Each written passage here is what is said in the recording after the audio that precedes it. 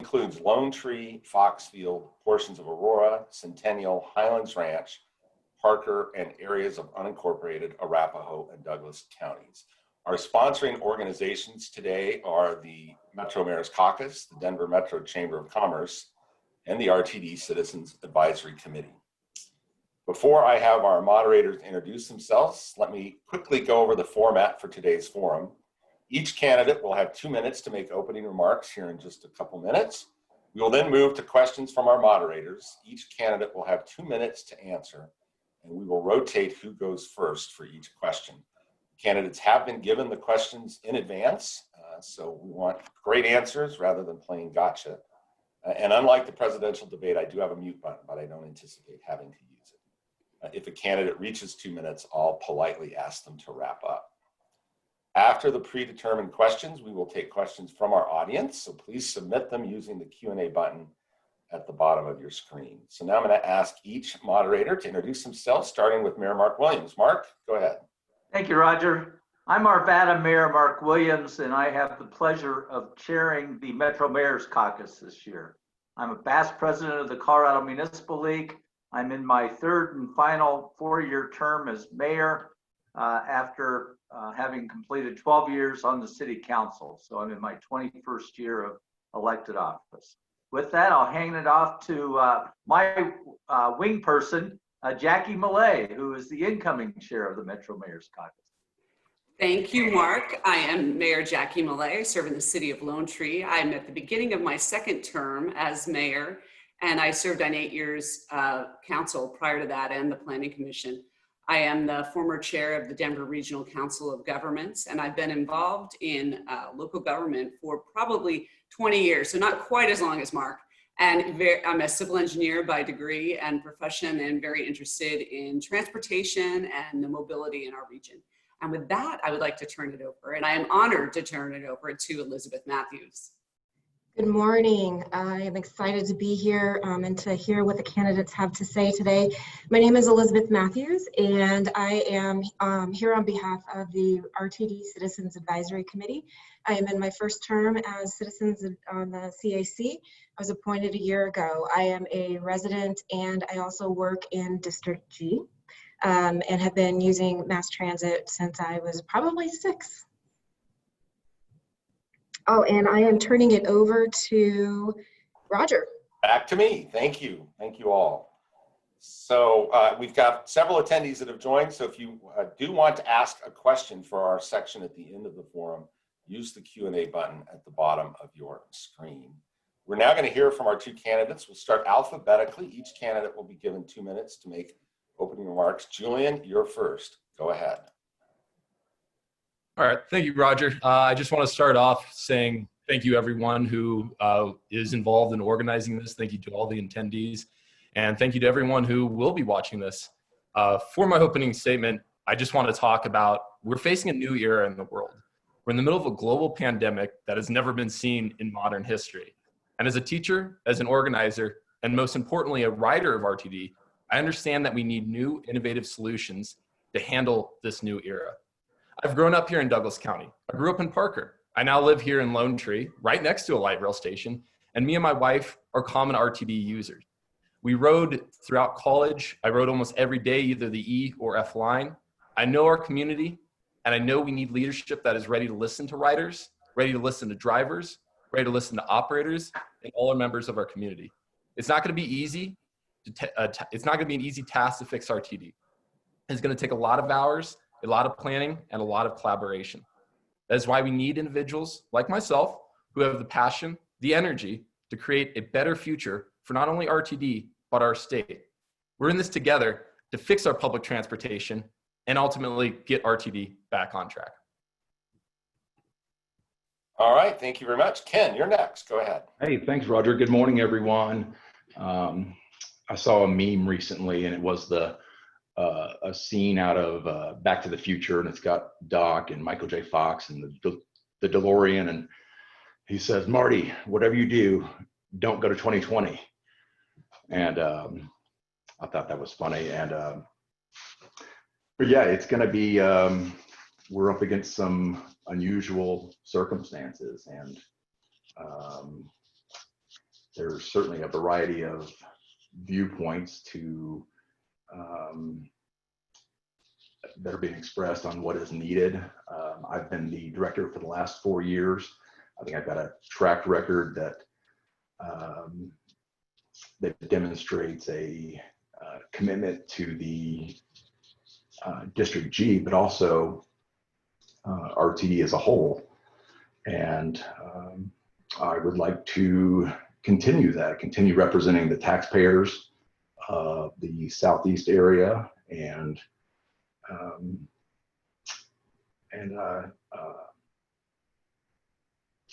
yeah, that's it. Thanks, Roger. All right, very good. So now we'll go to our esteemed panel of moderators who will ask questions. We've got 6 questions, and we're going to start out with Mark Williams. Mayor, go ahead. Thank you. This question comes from AARP, and sadly, my wife just signed me up for AARP last week. What ongoing measures can or should RTD implement to make public transit safer and more accessible to older or disabled riders? I think that's... And that goes to Ken first. Yep. Thank you, Mayor Williams. And I think I'm going to just take some liberties with, when you say safer, I think you also mean, or you probably mean more secure, as far as there's a difference in safety and security. I'll tackle the security aspect of that. I mean, I turned on the news last night and there was a piece on a carjacking, shootings, murders down in Denver, Lakewood. And while RTD does have a modest police force, and they do contract out to other area law enforcement, they have a limited jurisdiction. And a lot of the more visible security that someone might see, that's primarily for fare enforcement. And they also have a much lower threshold of ability to respond to crimes and stuff. And so I'll tell you, it's going to be really tough with some of those areas that have seen the increasing violent crimes. I know in New York, just yesterday, there's an article about their subway system. Even with the drastic reduction of people, the crime has just skyrocketed. And so it's going to be,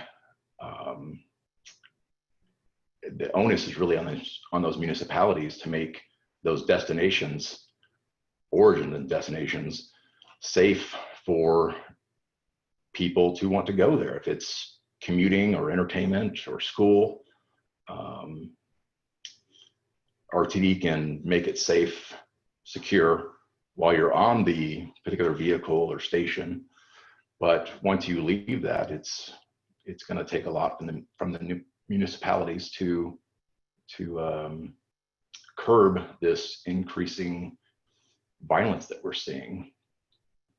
And but I guess part of that also for the experience while you're there. Sorry, Roger, is that it? Yeah, 2 minutes. Okay, I will respect that. Thank you. Okay. And Julian? All right, excellent. So I believe the original question was regarding not only safety but accessibility for disabled and elderly riders, correct? The question was, and I'll repeat the question, what ongoing measures can or should RTD implement to make public transit safer and more accessible to older or disabled riders? That's what I thought, yes. So let's start with the safety part of it. Safety is key. That's a part of our campaign in which making sure that our riders not only feel safe riding our own trains, making sure those security guards are on each one of our trains, or making sure they're on each one of our buses. I think that RTD really should reevaluate once a new board is elected to see, hey, are these security forces, being put in the right location? Do people feel like they can turn to an officer, not only as a fare guard, but, a guarder for their own security? We also have to talk about the security with COVID. Yeah, I think that COVID safety is also a major impact of what we have to deal with. And it begins with informing our riders how they can take the necessary steps to make sure their ride is as safe as possible, especially for our elderly riders. I think making sure that we implement different techniques and making sure that, for instance, our riders need to be wearing masks. Our riders need to be socially distanced. We need to make sure that our trains or make sure our buses are clean, as safe as possible for our elderly riders. I think the big part of it too, safety, of course, is the key point. I mean, I'm a teacher, I'm an educator. I understand that we build off of safety and security, but the other thing is accessibility. I think once a new board is elected that we need to look and reevaluate what is our accessibility all around RTD. I know for a fact, I grew up in Parker. There's a station right outside of Parker Road in a 55-mile-per-hour speed limit where the station is in the middle of grass. It's not accessible by sidewalk. There is no sidewalk. It's surrounded by grass. I'm not sure how that's accessible for someone in a wheelchair. I think we need to reevaluate all that, look at each one of our stations and making sure that not only elderly riders, but riders with disabilities have access to those stations. And this applies to all our riders, but especially our riders who are elderly, especially our riders with disabilities, 2 minutes are up. because they're reliant on RTD. Thank you. Thank you. I'll hand it off to Mayor Jackie Millay. Thanks, Mark. Okay, and I think, Julian, you're going to be up first on this question. So, excuse me, and this is from Conservation Colorado. And I think one of the reasons we all live in Colorado is amazing nature, outdoor experiences, and really the beauty that it brings. But unfortunate air quality is one of the challenges we experience in the Denver metro region, and we continue to not meet our federal standards. So what role do you think RTD should play in decreasing pollution from mobile sources, from transportation? And Julian, you first. Okay, excellent. Yes, so I think that public transportation already plays a role in decreasing traffic and decreasing pollution. We need ultimately more ridership on RTD to achieve those goals. If we have more riders, if we have less cars on the road, that's ultimately less traffic, that's ultimately less pollution for our state. I'm also for initiatives, for example, trying to get an entire electric bus fleet by 2040. I think that's an excellent goal for us as a state. I know many other states are aiming for that. Once elected to the board, I think that is going to be one of our top priorities, is investigating, you know, what are the type of transportation, what are the type of vehicles we have now, and how we can make it into an electric fleet eventually. And by 2040, which seems like a realistic goal, I think we can definitely achieve that. I know the 16th Street Mall bus is already electric, and I think we can definitely implement that with all of our vehicles all around RTD. I know for a fact too that just from a standpoint as a rider, it feels just cleaner. You know, you don't have to have the exhaust of a bus coming out. You don't. It's a quieter ride. It's a much more comfortable ride through an electric fleet. So I think that's going to be a key issue, is not only reevaluating, like I said last time, our stops, but also our vehicles and making sure that they're as eco-friendly as possible. Thanks, Julian. Okay, Ken, your thoughts. Thank you, Jackie. Yeah, I don't know anyone that doesn't want clean air and clean water, or cleaner air and cleaner water. And but right now, the cost for those electric vehicles is about 50%, 30 to 50% more than a diesel equivalent. And so to switch everything over to electric, you have fewer vehicles given the same budget. And so, but certainly you could phase those in. For instance, the cost of lithium ion in the last 10 years has gone down 90%. And that's the effect of markets and competition. And with Excel's stance on going to renewables, I think it's by 2050. I think we're nearing the crest of the wave for sort of a wider adoption. I see Teslas everywhere. I know there's a Tesla station at the Lone Tree Mall, Park Meadows Mall, and there's all kinds of new technologies. Solid state batteries are going to get better performance. They are fireproof, so if a bus gets in an accident, you don't have those issues, and better cold weather performance. And it's, but you also have issues now with fuel taxes and things like that outside of RTD. But as our society transitions more and more to electric vehicles, we need to figure out how to backfill or substitute those funding sources. Okay, thanks, Ken. I think we're going to turn it over to Elizabeth now. She's got the next question.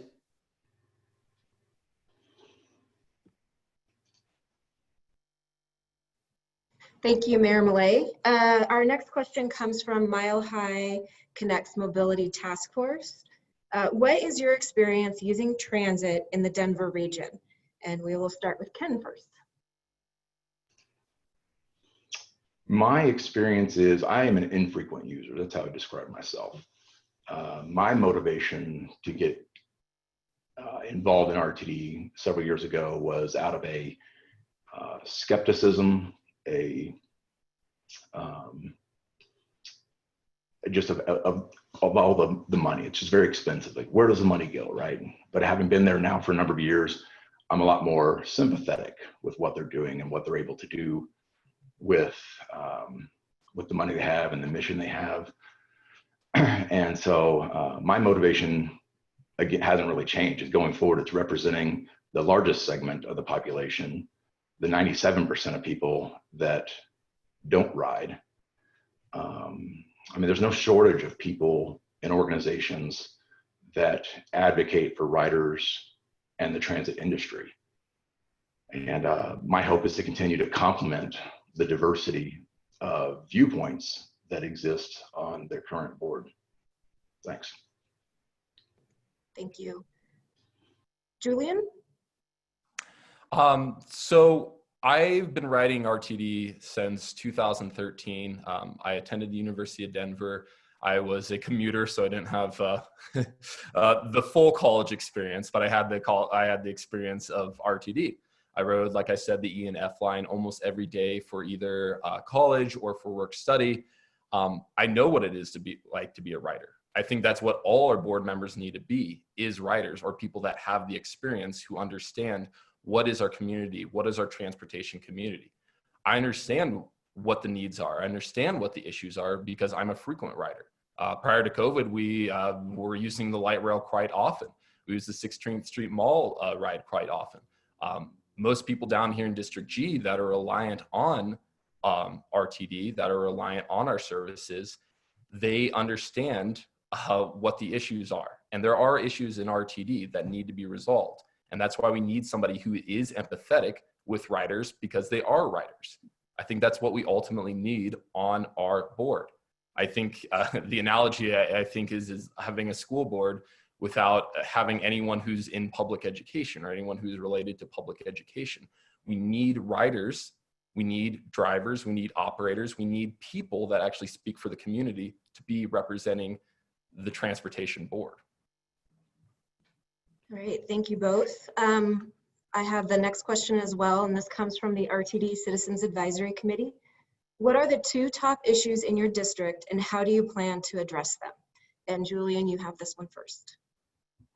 So I think the biggest thing, what ultimately got me to run, was we noticed, because we did have the college pass when we rode RTD, it was we were riding more frequently because we had, free passes. We could ride whenever we wanted. Now that we're both, my wife and I, educators, we realized that the price of RTD was just not worth it. The time that it was taking for me to get to the Lincoln Light Rail Station, to get downtown, which is the most desirable location for our District G residents, it just wasn't worth it. And it wasn't worth the price of the ticket. And then I found out that we're one of the most expensive public transportation systems in the entire country. I think that's why we've been losing riders every year since 2014. I think that is one of our largest issues, especially down here in District G, is ultimately getting more people to ride RTD, more people to use RTD and to enjoy RTD. The lack of ridership is the #1 issue, I think. And the second is looking at the overall price of the fares for RTD. I think we can definitely reevaluate as a board and look at, is this a desirable rate, especially when we have companies like Uber and Lyft who are ultimately taking away that ridership. We need to be smarter as an industry because we are competing with other transportation networks. Thank you. Ken? Yes, thank you. And just to follow up on that, there was a study that came out at the end of 2019, and I don't know where this idea came about that RTD has the most expensive fares. It's this study did looked across all transit agencies across the country. Number one being the most expensive, RTD came out 58th. And so I know there's one article on Streets blog from a couple of years ago that somehow everybody keeps referencing this one blog as Denver being the most expensive. It's just not true. But the two top issues I would say for District G are geographic equity and geographic equity. The sales tax revenues or collections from Parker in 2019 were 11.5 million. Lone Tree was 14.5 million. And I know when the flex ride, the Collin ride was reduced in Lone Tree, Mayor Millay, you said, hey, well, give us that money. We'll put it to use. Give us the same money. And so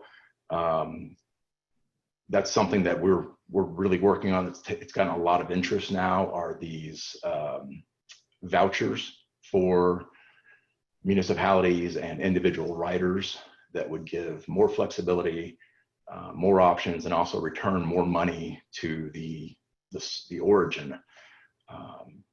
And then of course, with sales tax collections way down and the slashed bus and light rail schedules, flex ride isn't even existing in a lot of places. It's going to be more important to have that kind of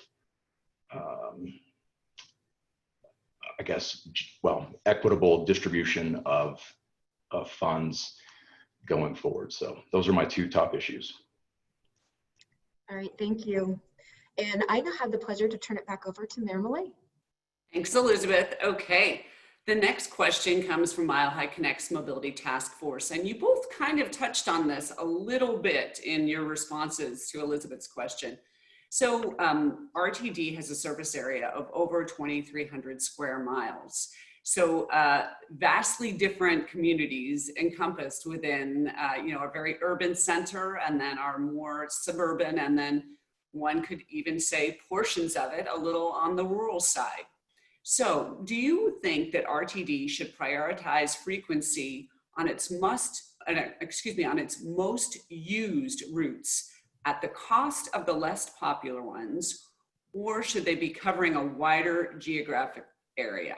So Ken, I'm going to ask you to start off this one. Absolutely. I don't know that the question should be binary, one or the other, right? I don't know that frequency should come at the exclusion of coverage. And I think that's where a lot of the tension is that we have this, that they're mutually exclusive or something. But I do think we need a blend that respects the taxpayers across the district. And, this question came about a lot when we were facing a driver shortage. I said, well, where do we place the operators to get the most either utility or some more, if we're talking about geographic equity, where we put the operators. But now there's instead of an operator shortage, there's a rider shortage, right? And so still, where do you put those resources to best maximize those? I don't want to see ghost buses and ghost trains. And so I'd say in the short term, it probably does make sense to weight it towards those routes, those areas with the higher utilization.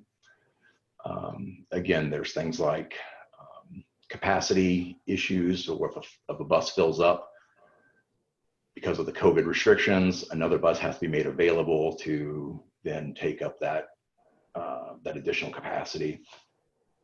And so I think in the short term, it does make sense to focus on that, or weight it a little bit more towards those routes with higher utilization. But in the long term, going back to the previous issue, geographic equity, and I think that can be accomplished through a robust voucher program. Thank you, Ken. Julian, your thoughts?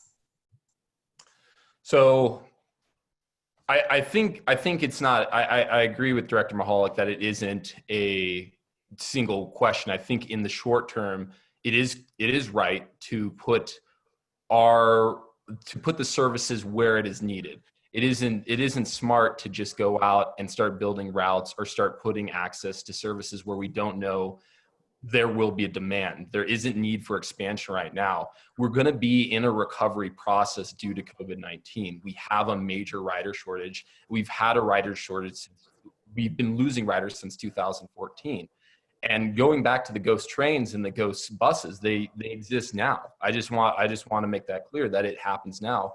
And that's the most frustrating thing for the District G residents. It was pointed out that yes, a majority of people aren't riders. It is frustrating to see when they see it is interpreted as a waste of taxpayers' money when they see these trains going back and forth with no riders on it.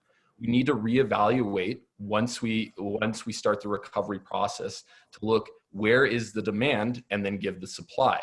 It makes no sense to be expanding right now when the demand isn't there. We need to build where that demand is, where those core ridership is, and then start expanding. And I think in the long term, we ultimately can expand RTD, but right now we're going to be in a recovery process and we don't want to be wasting taxpayers' money with these ghost trains, with these ghost buses.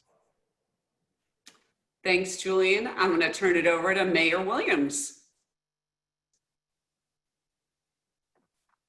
Thank you, Mayor Millet. As a former chair of the local Chamber of Commerce, I'm pleased to present this question from the Denver Metro Chamber of Commerce. And Julian, this will go to you first. Economic vitality and transportation go hand in hand. What types of commitments will you make towards advancing first and last mile solutions to ensure the access to housing and job opportunities necessary for economic prosperity? Excellent. So one of our main key themes of our campaign is accessibility, affordability, accessibility, efficiency, and long lasting. Ultimately, what I want once an elected director, I want there to be more riders. I want to increase ridership. I want more Coloradans to be using RTD. And I think what we have to do is making sure that we are establishing those routes by collaborating with local leaders, local elected officials, and seeing where does the need exist. Going back to the supply and demand, if we see, for instance, there isn't a new apartment complex and we say, oh, hey, we know this is talking in the long run. We know that there is going to be economic vitality from there.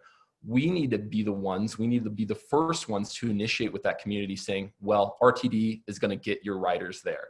We are going to be the first ones that are going to get you there so that there's ultimately economic growth, not only for that region, but for us as RTD. Having more riders and having those riders get to those desirable areas, that's what we ultimately need. Now, what we have right now, like I said, is there's other forms of transportation that are seeing more desirable and are more efficient than RTD. That's why we need to reevaluate. That's why we need to recover as a system. We need to recover as an agency, and we need to make sure that we are as efficient as possible so that we are able to supply, these local businesses, these local communities with the accessibility and ultimately riders. So with that, Ken, let me repeat, what types of commitments will you make towards advancing first and last mile solutions to ensure the access to housing and job opportunities necessary for economic prosperity? Yeah, one of the many things I've been impressed with at RTD is the culture around innovation. They have innovation fairs where operators can introduce new ideas and things to make things more efficient, cost less, that kind of stuff. And so RTD has always been really good about pilot programs. There was the Centennial Lift program talking about partnerships with Uber, and even there's the Lone Tree link as far as other types of local solutions that RTD could partner with, again, through that robust voucher program that I was talking about. And but as far as that direct link of transit and economic vitality, I think in the last couple of years, we need to kind of reevaluate that that level of correlation. You know, we've had the fast tracks build out. There were 3 lines plus the Southeast extension in the last 4 years that opened up. But as Mr. Bouquet mentioned, the ridership is still flat, and it is. And so we need to figure out exactly what people are going to want, where they're going. You know, demographics are changing, work centers are now changing, how people commute is changing, and so it will take those pilot programs and partnerships with the TNCs and local municipalities to come up with a better product, a better service for the area. All right. So we are at the point in our agenda that we would take some questions from the audience. We don't have any questions, so I'm going to give everyone that is watching now an opportunity to submit any questions through Q&A, the Q&A button at the bottom of your screen. I'll also open it up to our esteemed co-host panel. If any of you have a question that's come to mind, maybe we let you jump in while we see if any attendees want to submit a question. Do any of you have a question that's come up? I have a question. All right. So one of the reasons that the Denver area, and I would say Lone Tree in particular, has received a lot of success is our partnerships and our collaboration. And both Julian and Ken kind of alluded to partnerships a little bit, but I would like to understand their vision for how RTD can better serve the region by partnering with the local communities. And so I don't remember who went first last time. I think Ken goes first this time. Ken, all right. Thank you, Mayor. You know, it was that you having spearheaded the Lone Tree Link program, and it was kind of one of the first in the country to do what it was doing. And it received a lot of attention. I know people were asking you, other municipalities were asking you, how are you doing this? And I think you guys ended up partnering with Uber. They said, we want to be a part of this. I think there were even people at RTD saying, how are they doing this? And that's something that, because we don't have all the answers, there's plenty of really good professionals, really good transit professionals at RTD. It's full of them. I'm always amazed at the engineers and the scheduling people, and it's just chock full of really good professionals that have all the expertise, but we don't have all of it. And so there's lots of other communities. I know Douglas County was doing a thing with Lyft a while back. And so again, some of that can be facilitated because of the money that's already being put into RTD through tax collections. And I feel it should go back to the communities that it came from, at least a good portion of it, most of it. And so that can be in the form of these transportation vouchers, whether it's to the organization or even to individuals, to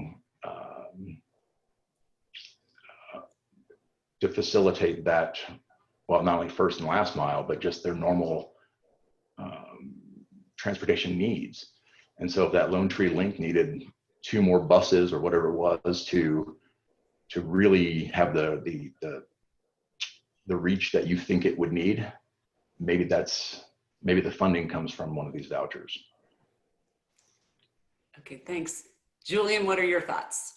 So my thoughts are, I think ultimately we need to have more listening sessions with our local community, because I agree, there are a lot of great ideas out there. And I think the great ideas not only come from RTD, not only come from the engineers, but come from the riders. They come from the drivers and the operators.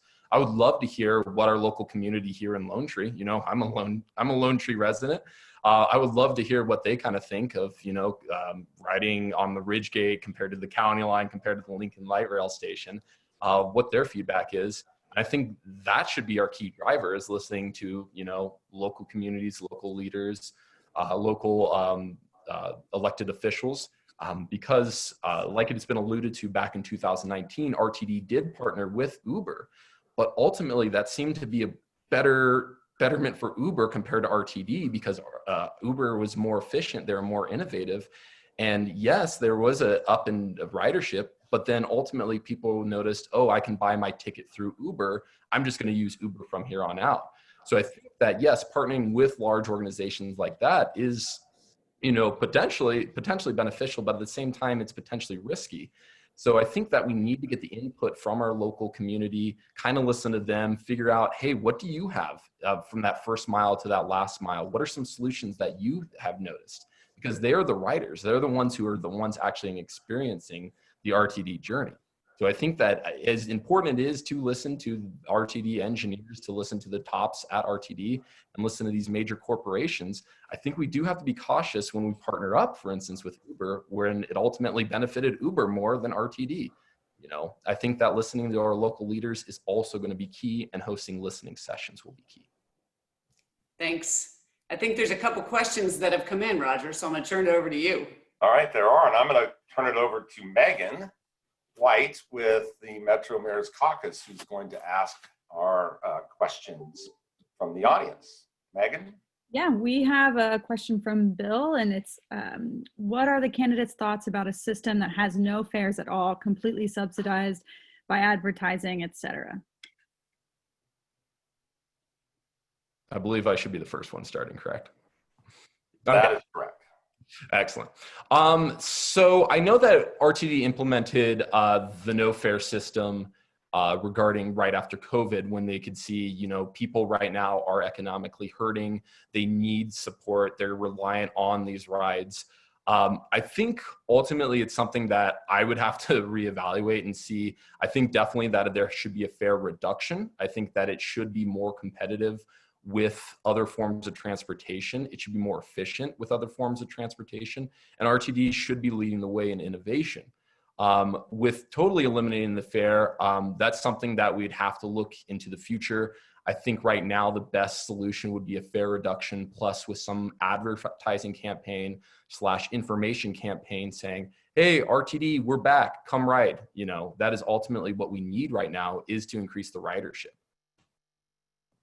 So to answer the question in short, I think it's something to reevaluate in the long run. All right, Ken? Yeah, I am not in favor of something like that. It's a euphemism for tax increase is all that is. I mean, I think it's I think that they've evaluated it. It's close to 200 million a year that you would have to offset to do something like that. And so it's simply just a tax increase in order to do something like that. And I think you could ask the same question, should grocery stores have no prices on their food, or should hospitals have no prices on their services? I would say no. All right, Megan, we've got another question. Yes, we do. How do you feel about using the Fast Track Savings account to fund operations? And Ken, you're first on this one. I'm first. I have already stated that I do think that if a good portion of it should be free to use.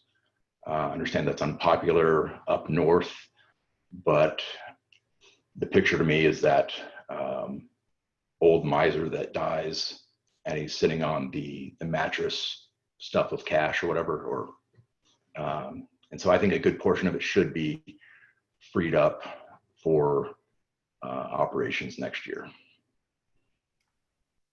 Julian? Yes, I think we need to allocate that money right now. It's kind of going back to this key philosophy that I think we need to ultimately save the routes we have. We need to protect, the employees we have. We need to protect the services that we have.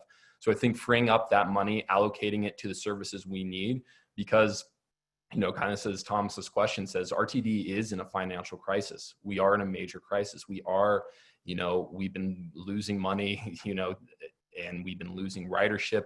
We need to think about saving the routes we have now, especially for those who are reliant on RTD.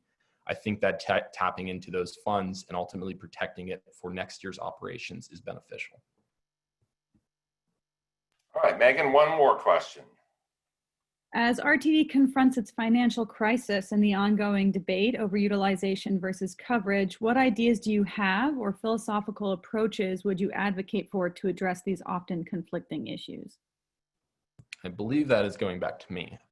So I think going back to my philosophical approach, I've kind of answered it where I believe right now, in the long run, RTD can ultimately expand. I believe right now, though, that we need to be securing the services that we have. We need to make sure that we are, because we always think in RTD District G, and I had this mindset too, is it's kind of a luxury, it is to go and travel. We love, getting to use the train, going to see a ball game. But for a lot of people's reality, they are relying on RTD. They need to use RTD, riders with disabilities, older riders, and making sure that we can secure as many of those routes and make sure those don't fade away.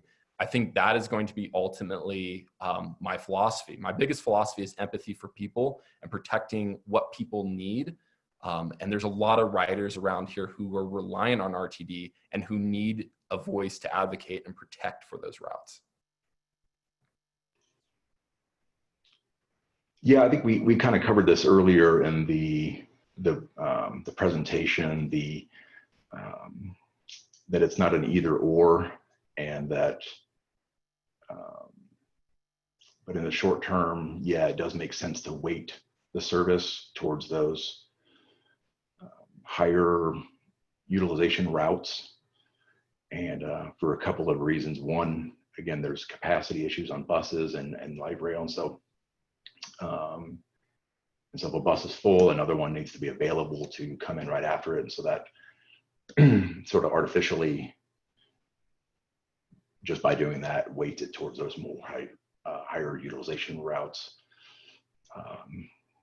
And then in the long term, again, going back to, I think there does need to be more geographic equity, and that can come about in a couple of different forms. But we don't know what the market conditions are going to be. Right now, people have nowhere to ride to, even if there was 100% service. And so we do need to be nimble and have our, working with the various business groups and municipalities to find out, as things are opening up, how that service can be restored. All right, Megan, we have time for one more question. How do you feel about asking the voters to increase the sales tax to make up for lost revenues from the shutdown? And Ken, I believe you were first this time. I would not be in favor of that.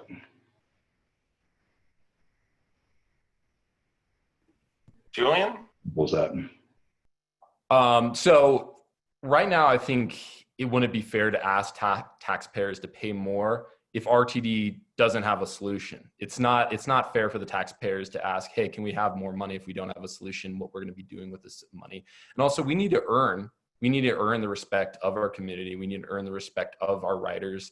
We need to earn the respect of our taxpayers. And that's ultimately showing that we can lead the way in innovative solutions, in efficient services, and make sure that we can increase our ridership, especially during a time of recovery. So I think ultimately it isn't fair to ask the taxpayers for a tax increase to make up for that, unless we had as an option as RTD showing this is our plan. This is what we have already proven as taxpayers, that we are in the growing process, but we need some help from the taxpayers. If we don't have a plan, it's not fair to ask from the taxpayers, though, ultimately. All right, well, we've got two more questions in the queue. Let's do those, and then we'll go to closing arguments, closing statements. Megan, you want to go to the next one? Yep. This is a bit of a follow-up question. Is it realistic to get the $200 million from businesses advertising on RTD and not from the taxpayers? Julian, I think you're first. Yeah, I would have to look into that more. I think that's, like I said, one of those innovative solutions that we can talk about is how do we use, business advertising instead of, ultimately asking for the taxpayers' money. I think that is one of those ways that you prove where you get the trust of the community. If you show, hey, this is actually working, that what we've implemented, this is what we have been doing as an agency. I would have to look into it more. I would have to investigate more into it. But I think that is definitely one of those innovative solutions that we really need to think about. We need to be open to a lot of ideas because RTD is, in a crisis right now. It needs to be fixed. No, it's not realistic. The entire advertising revenue line item is about $3 million. And I suspect a lot of companies are going to be cutting back on that kind of advertising in the foreseeable future. And so at least there'll be I believe a different mix of advertising that's going to go on. We do have digital displays that are being installed, and those will have the availability for people to advertise on those. But again, the current advertising line item is about $3 million. All right, Megan, last question. And our last question is, should our RTD be thought of and run as a business or as an essential public service? Well, this kind of is that frequency versus coverage sort of question. I think it's sort of a false question in the sense that it's binary. It absolutely is a public service or a public utility, I guess. And so it needs to be treated as such. The facilities and the vehicles need to be protected and free of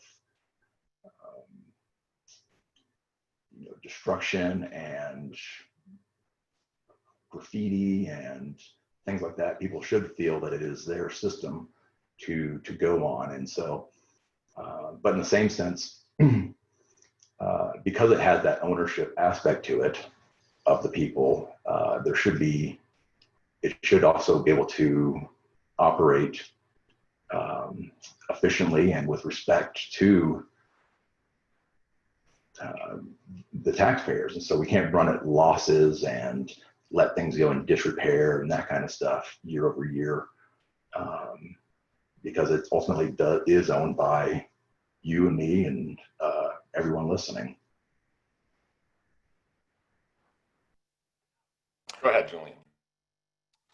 So ultimately, I think, like I said, our core philosophy as a campaign is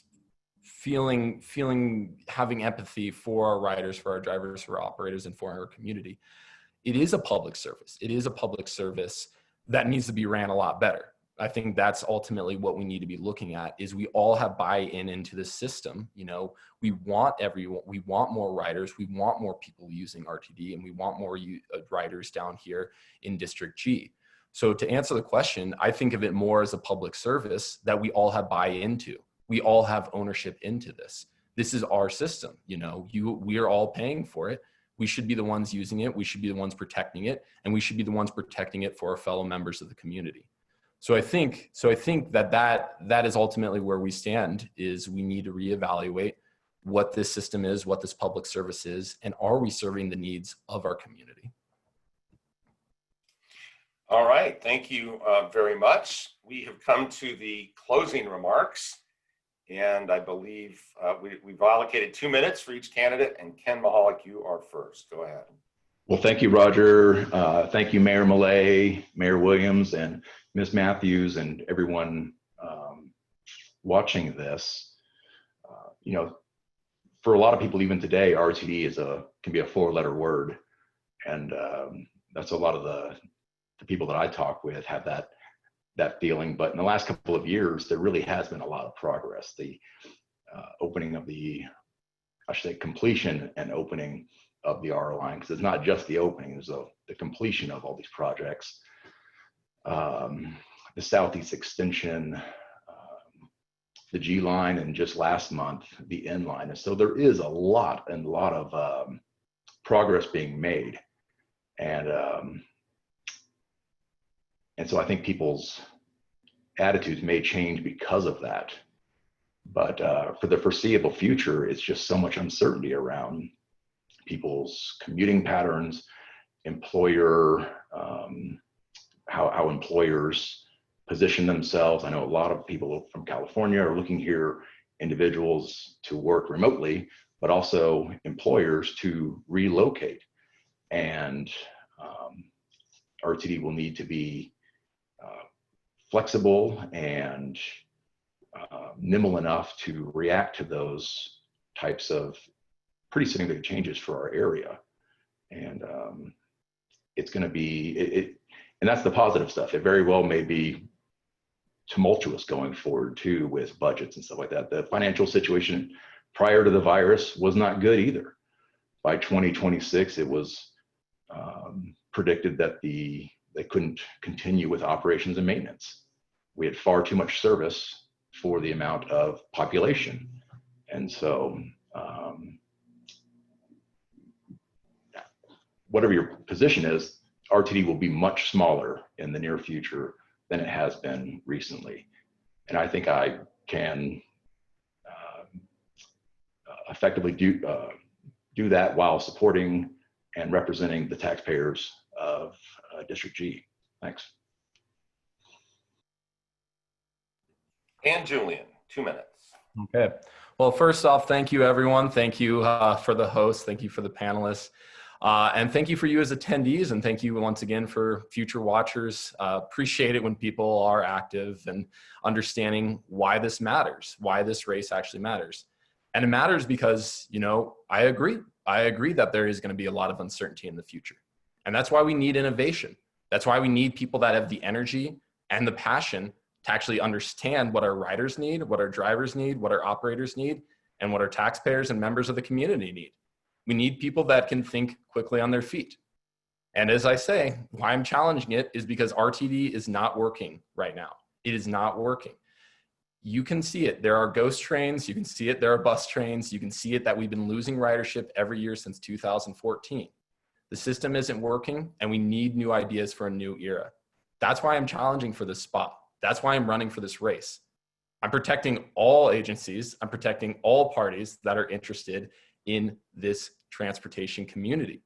I want to make sure everyone is heard, and I want to make sure that there are solutions that are being listened to so that ultimately we can get RTD back on track. That's what we need, or we're going to continue to see the waste. We're going to continue to see the empty cars. We're going to continue to see the empty trains, and we're going to continue to see what is just not a working system. And so that's why I'm running for this race. That's why I am going for RTD District G Director, is because I want all of you to have a voice. I want to hear, what do you think is not working? And I want to hear, what do you think we can do that will work for the future of RTD? Thank you, everyone. All right, thank you very much. I'd like to thank both the candidates for participating tonight, and also thank our panel of moderators, Jackie Millay, Mark Williams, and Elizabeth Matthews. Thank you for doing such an excellent job. There was a timer.